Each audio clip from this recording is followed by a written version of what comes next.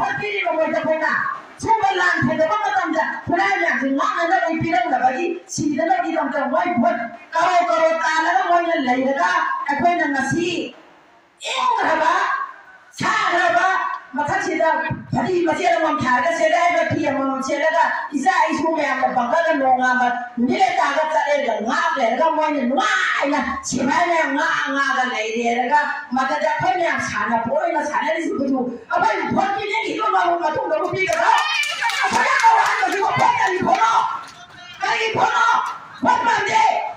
มันบ้านที่ชิมาเลยไม่ได้ตีแล้วก็พอเลยแล้วก็เราไปว่าจะได้ยินเนาะไม่ได้เลยไม่อยากก็ต้องไปเมาอยากเนาะไม่ได้เคยเลยแล้วก็ชิมาเลยไม่ได้ตีเลยแล้วก็งั้นสินุ่มไม่ก็เจียนขับมาแล้วขับมาเลยสิไม่ได้จะมาดูว่ากันเนาะการนี้อาตุนปนจิตอาการนะทันทีนั้นเลยคุณไอ้พี่โออาตุนจะที่วัดตรงนั้นพอเลยพอชุ่มยาอย่างไรนะเอาไปอยู่ที่ไหนเขาแบบชักกันเลยเอาไปเนี่ยวันนี้จะมาเนี่ยนะก็การนี้เกณฑ์นั่นเลยที่บ้านมันที่แม่ชูมาไม่ได้คนนี้แต่สิ่งก็มาจะเลยดีบ้าคนนี้สิ่งชูให้กันเลยสิ่งมันจะโอ้ทุกที่ว่าให้กันเลย